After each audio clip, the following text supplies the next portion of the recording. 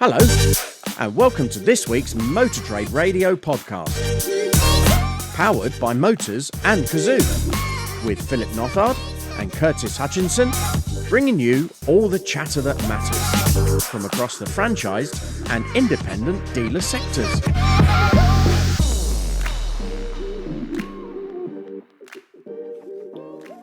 Well, here we are, Phil. It's the last pod of the month. Can you believe that? Oh, that's April gone. Yeah. Yes. Yeah. It's very worrying, if I'm honest with you. Yeah, How quickly the year's flying by. Yeah, that was gone in the blink of an eye, wasn't it? Yeah. Or not flying if they cancel the flights, if they continue to cancel flights as we move towards summer holidays. But yeah, it's a whole different debate. Lufthansa have cancelled 20,000 flights, I heard. Yeah, to try and save fuel for the long-haul summer breaks. Yeah. Lots happening at the minute within that world, but we'll try and keep away from that for the minute. But lots going on. Bit of nice weather, I think, this week. People are appreciating a bit of nice weather amongst all the doom and gloom. But we'll try and keep away from that a little bit. We've got a couple of upbeat stories, haven't we? Which is we have indeed. Yeah. So if you're fed up with the doom scrolling in the global economic and political world, then we've got a great recipe for you today. Because, as you say, we've got some upbeat stories. We've got Ian Godbold in the second half joining us after the break for this month's top tip. And this one's all about the lost sale problem, which Ian believes is one of the biggest blind spots in many dealer groups. But don't worry, because he's got a solution. Yeah. So he'll keep you upbeat and positive and optimistic, and that's his will. And the other thing, just the other shout out this week. I know it's been the commercial vehicle, the CV show this week, and from all accounts, there's been some awards and bits of things going on there. But big show, big outer out there. But I think Verizon was there. That was their debut, wasn't it? From our conversations on the podcast with Callum from Verizon, who on the 18th of March now, CV Show was their debut to the market for their electric commercial vehicle, wasn't it? Yes, he did give us a bit of an inside scoop on that, didn't he? When we spoke to Callum James, and really set out the whole role of Verizon, how they're launching in the UK, and the way that they were going to use the CV Show very much as the sort of springboard to promote what they're doing and to reveal the new van. So big week there for Verizon. And do catch the podcasts that we did with him, because I was just a fascinating insight into a new brand coming into the UK and how they were approaching it. Exactly. So if you have been to the CV show this week and you haven't, and you've seen the Verizon there on show but didn't get a chance to go and have a talk to the team on the stand there, then have a listen to the podcast, as Curtis said, from the 18th of March, and Callum does sort of give you a little bit of background of who they are, where they've come from, and what their intents are within the UK and then into Europe as well. You're listening to all the chatter that matters on the Motor Trade Radio podcast, powered by Motors and Cazoo.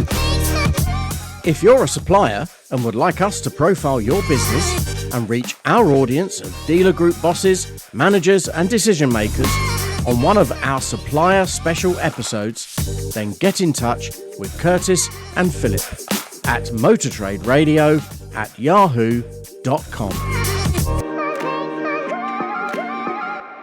Companies already featured in our supplier specials include Autoglim Lifeshine, which we posted earlier this month, Impel, Prospecting Dynamics, Generational, and MTC.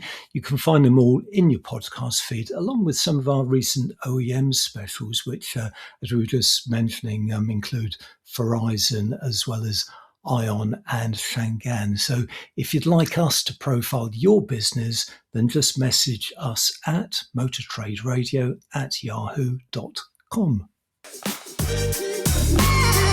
You're listening to all the chatter that matters on the Motor Trade Radio podcast, powered by Motors and Cazoo. Headlines this week come from AM Car Dealer, Motor Trade News and BBC News. And we have two exclusives this week, starting with Cox Automotive's newly published Insight Quarterly has just been published, and we'll be taking a look at some of the key findings. Our other exclusive is JudgeService's latest Dealer Barometer, looking at dealer confidence levels in Q2, which have actually risen since Q1. Average EV ranges now outstrip average mileages. So does this make range anxiety a thing of the past?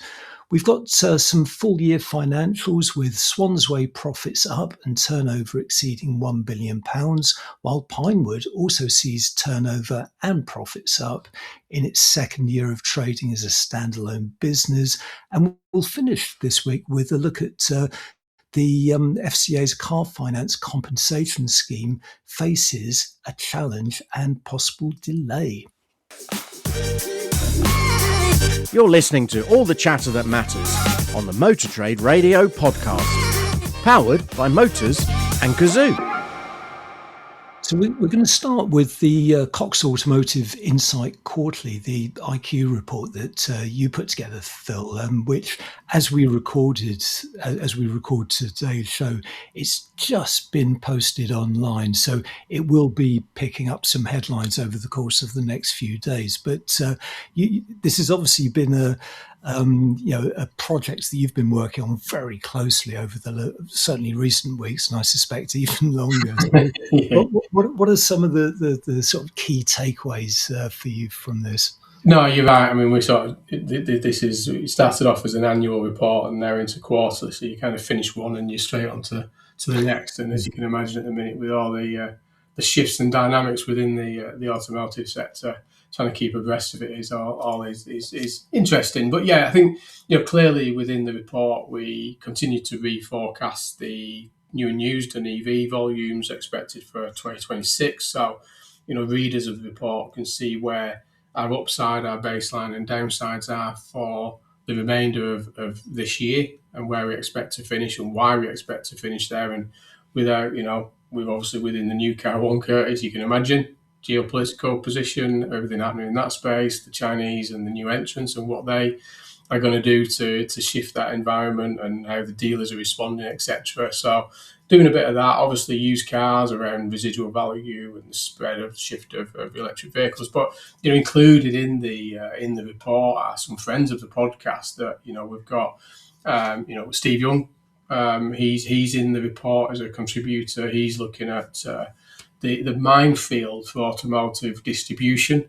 Obviously, again, looking at that sort of geopolitics and protectionism and misalignment of electrification policy coverage as well, policies and coverage, talking about that in terms of the UK and the European market. Chris Green is in there from founder and CEO of Regit Cars. He's looking at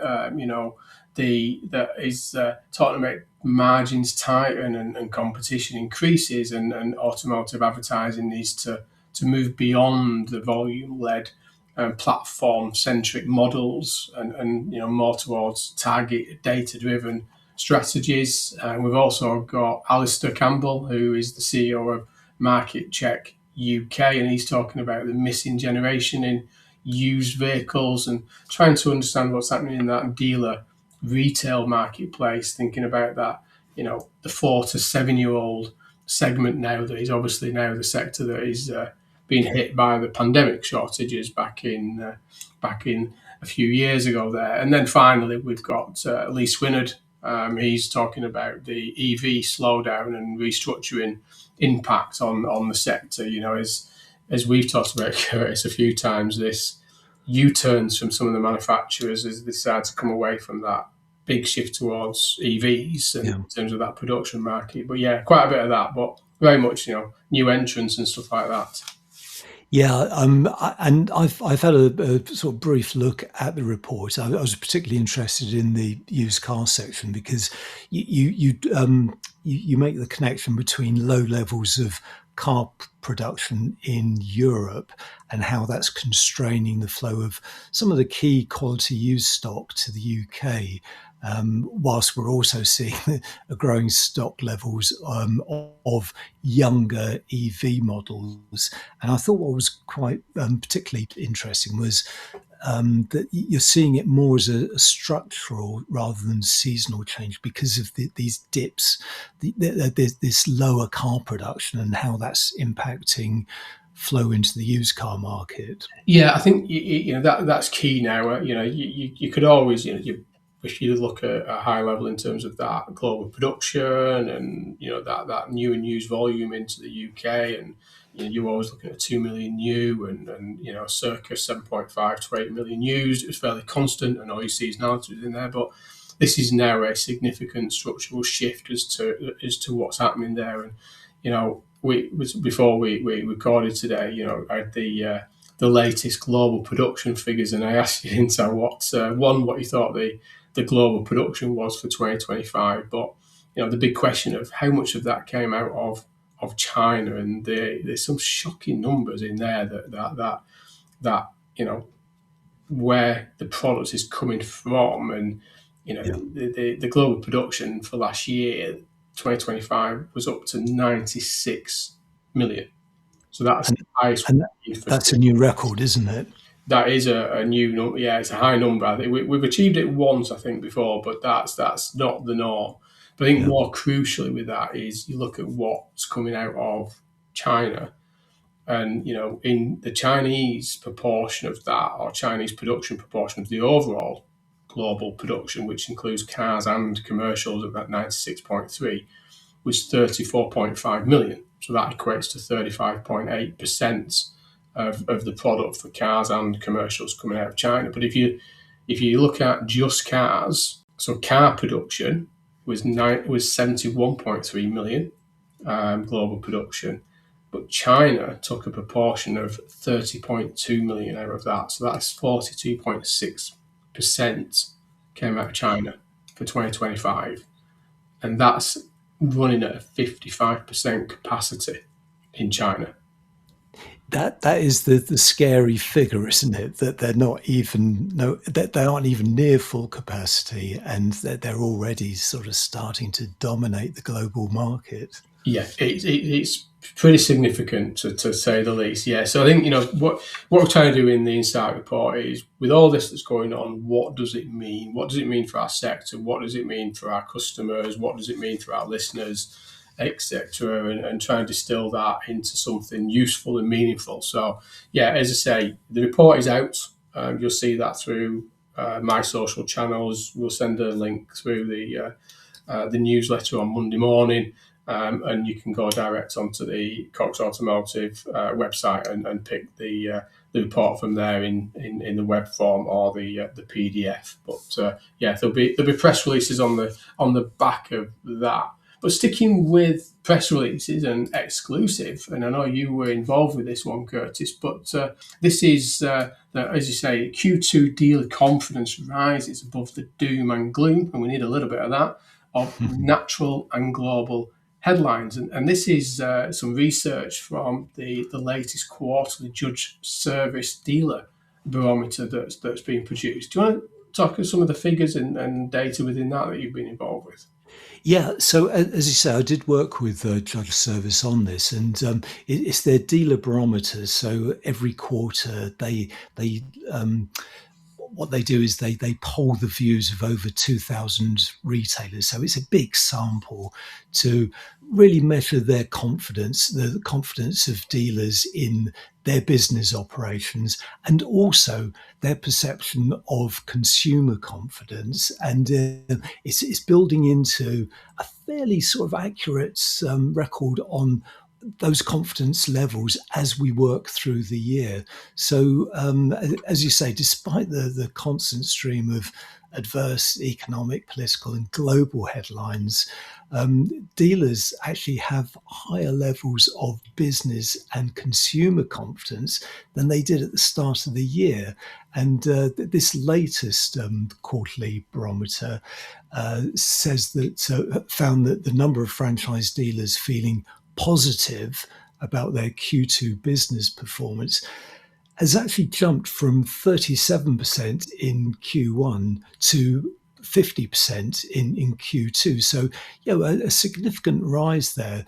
Those feeling neutral about their business prospects dropped from 43% to 22%, although those feeling negative had actually risen from 20 to 28. But that doesn't take away from that sort of that high level of optimism, really, about how Q2 will pan out for their businesses. And within this, independent dealers were also more positive than before. So they were up from 29% in Q1 to 38% in Q2, with those negative rates more than halving from 43% to 19%. Yeah, I mean, I say some positive news and optimism coming out of the dealer network there, and commenting on the findings was Neil Adley, who's the managing director there of JudgeService, saying that their latest Dealer Barometer shows the resilience of franchise and independent car retailers who can look beyond the noise and negativity of what is currently a relentless daily news cycle to focus on what they do best, and that's sourcing and selling motor vehicles, cars, etc. So, a great optimistic story there, and positive outlook, particularly from the dealers as to what they look for going into Q2 there. And moving on to Motor Trade News, the headline there is EV range outstrips UK average mileage, finds Close Brothers Motor Finance. A fascinating bit of research here by Close Brothers, and it's found that electric vehicles now offer almost double the range required for the average UK driver's weekly mileage. So what they've done is they've looked at data from the SMMT, the Society of Motor Manufacturers and Traders, which shows the average battery electric vehicle range has risen to nearly 300 miles on a single charge.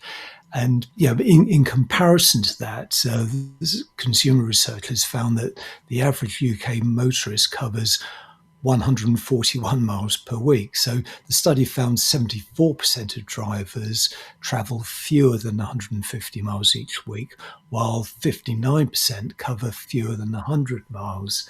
And because of this, Close Brothers are really suggesting that the figures show that range anxiety is increasingly out of step with the real world driving needs of many motorists. And I think this is going to generate a lot of interest in the sector, isn't it? Because that range anxiety has always been held up as one of the main barriers to EV adoption. But this is really showing that for typical users, they're more than covered by the latest generation of EVs. I think that's the thing, isn't it? As these range and battery capacity continue to increase, and there's a big question of how far do they need to go in terms of that range. I mean, we're hearing that in Beijing next week at the Beijing Motor Show, they're going to be talking a lot about the 1,000 kilowatt charging capacity, and we're only just trying to get ahead around 800 kilowatt charging capacity. So I think the rhetoric is now moving a little bit more onto, rather than range, it's more about speed of charge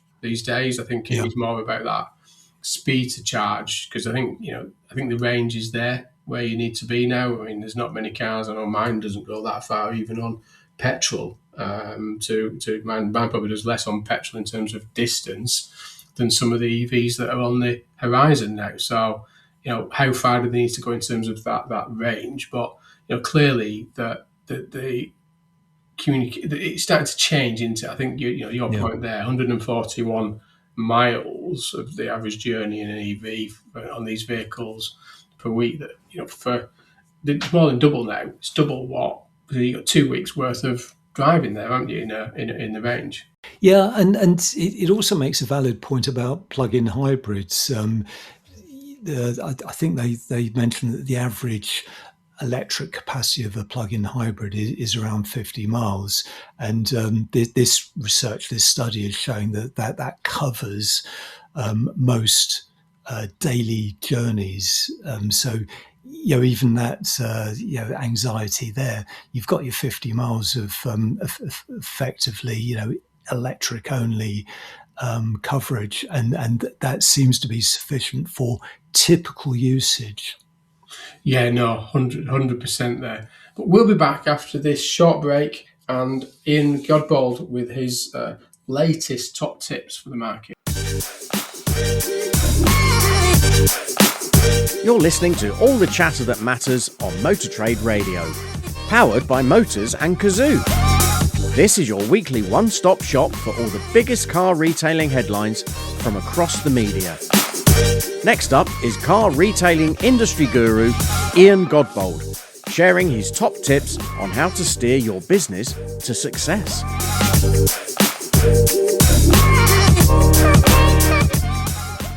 Hello everyone and welcome to this month's top tip. Here we are already at the last weekend of April following a strong Easter period.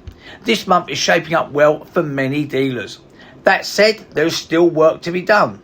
We're beginning to see more tactical registration entering the used car marketplaces, which naturally brings increased competition and a need to stay proactive.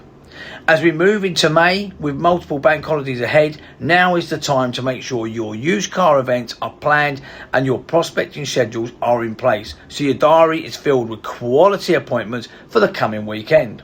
Momentum built now will set the tone for the rest of the trading period.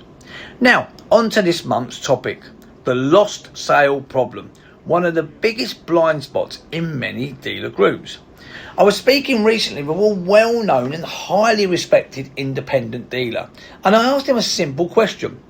What is the biggest source of leads for your business? Was it Google Ads, Auto Trader or Meta? His answer surprised me. He said his competitors. Why? Because many dealers invest heavily in generating inquiries but often give up too quickly when they can't immediately get hold of a customer. Leads get marked as lost. The team moves on, no one owns the follow-up, no one goes back. And in a busy market, it becomes easy to justify. I've cleared the outstanding leads, we've sold them. In other words, those customers have been sent straight to a competitor. Automotive marketeers out there, we've all seen this happen. Once a lead is marked lost, it often never gets worked again. Yet many of those customers are still very much in market. They didn't say no, they just didn't buy yet. The reality is, a high percentage of leads never receive a structured follow-up. However, most SMS messages are read within minutes. 98% of SMS messages are opened. Many buyers purchase within weeks of their original inquiry.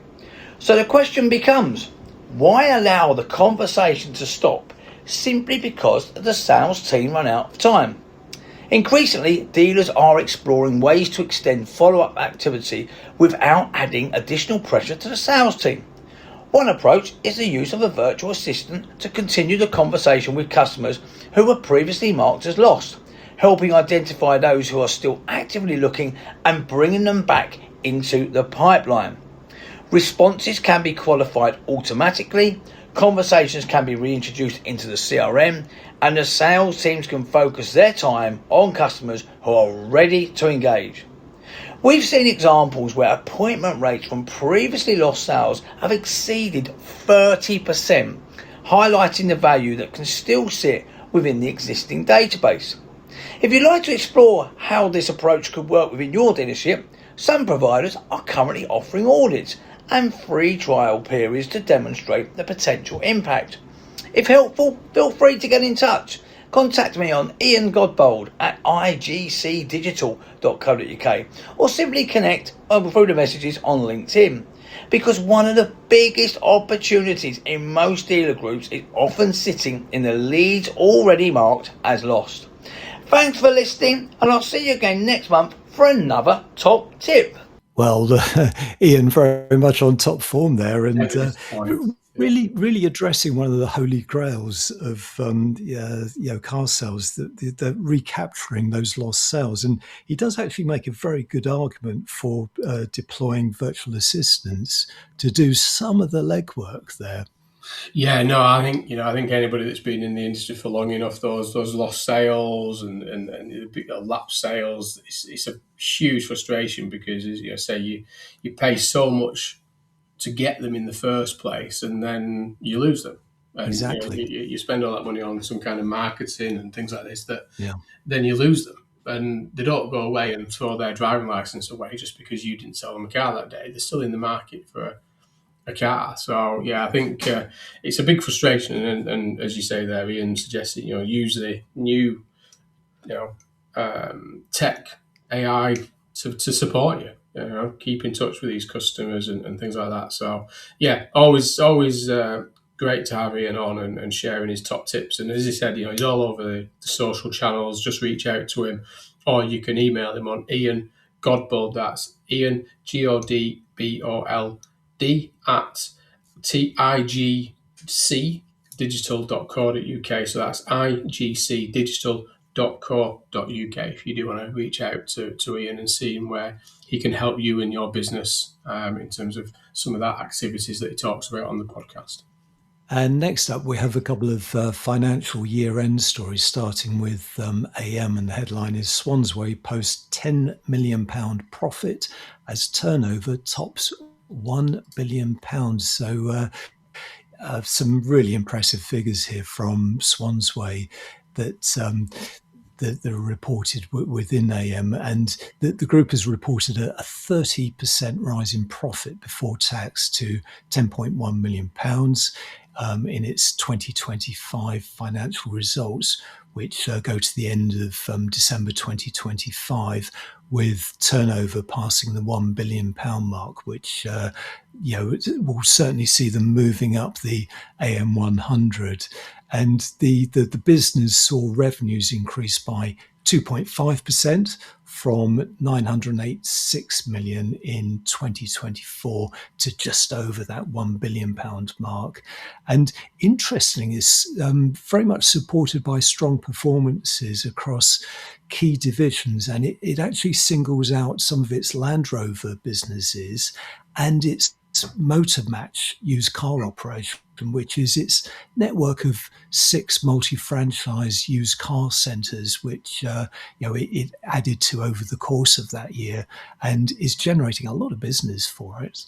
No, very much so, and Peter and the Smythe brothers, supporters and been on the podcast, friend of the podcast. And I must, before we finish this, we want to give a shout out to Matthew Shannon, who sent in the press release under embargo to us. And as always, if you've got anything you want us to share on the podcast, please do drop it into Curtis and me, and we'll look at sharing that if you've got an exclusive for the podcast. But within the story, there is a couple of comments here from Peter Smythe, who's one of the directors there at Swansway Motor Group, saying that 2025 was another good year for their dealerships, and a real reflection of the hard work and commitment from their teams across the business, and that they've continued to invest in their people, their locations, and the customer experience. And it's fantastic to see that effort translate into such a strong result. And just finally on that bit, that saying they're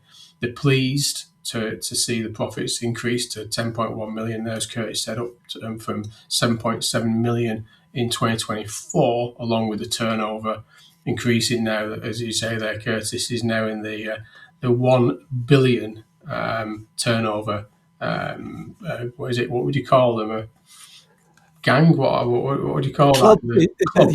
They're in the £1 billion turnover club now. Yes, so well done. I mean, huge congratulations there, and very much a very tight knit family ran business, and great to see the guys doing well with that on the performance.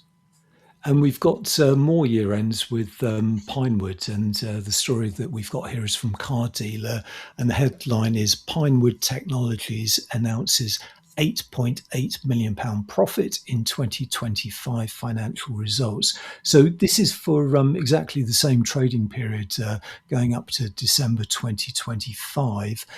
Pinewood has posted an £8.8 million profit before tax in its full year results.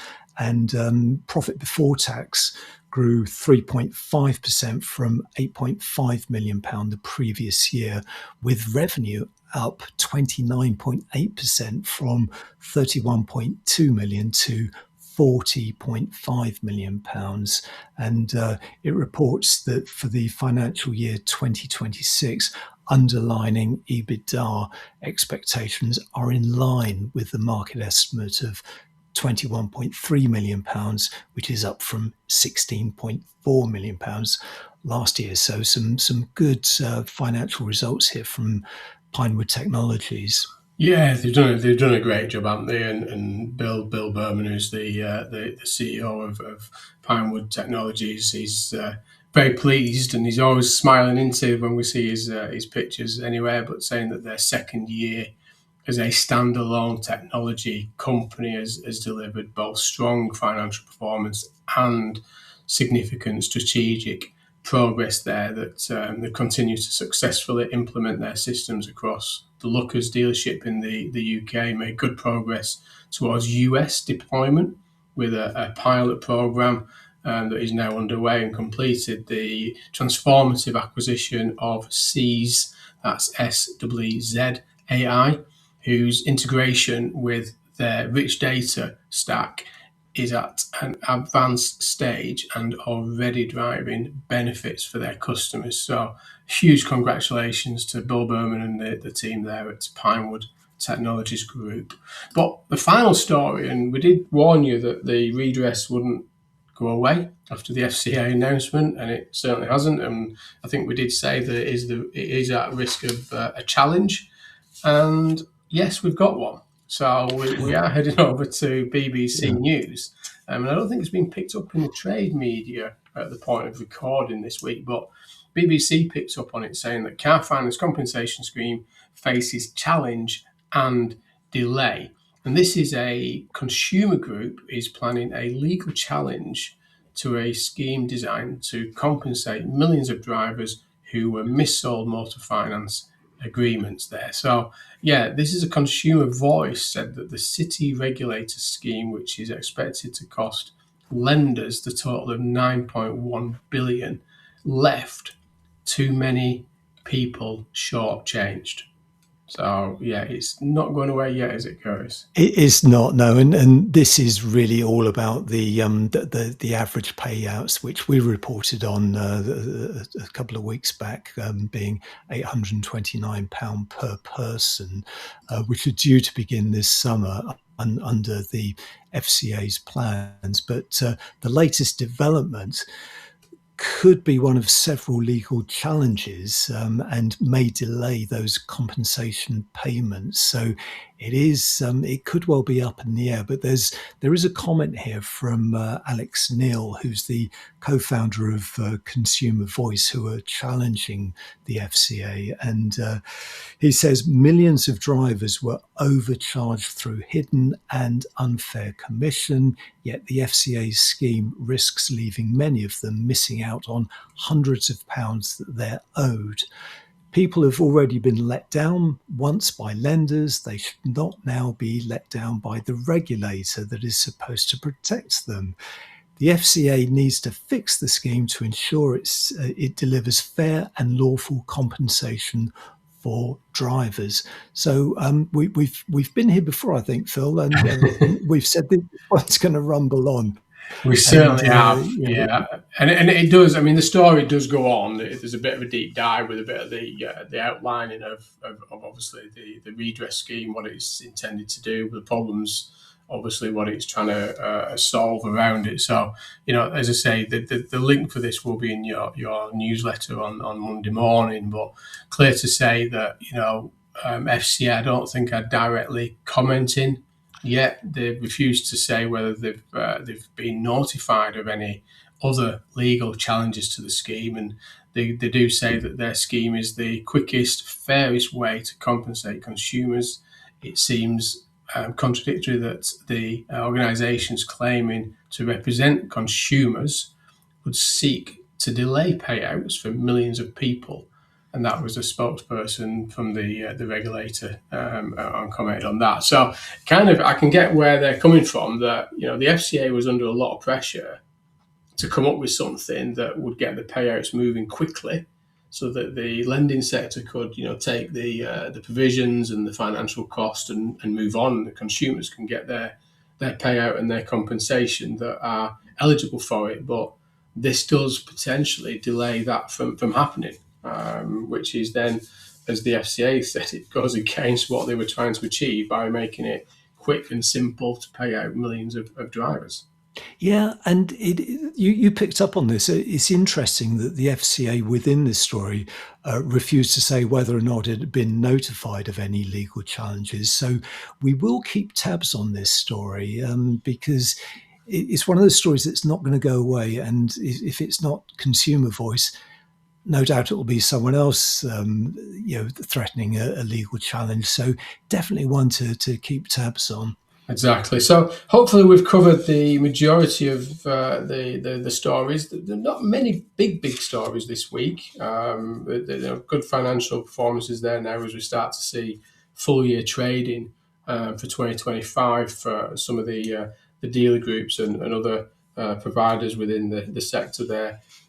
Say the links to the Insight Quarterly will be on your newsfeed on Monday morning, and do reach out to Ian Godbold if you think he can help you with your business, and he's certainly he's there to support and never lets us down with his top tips.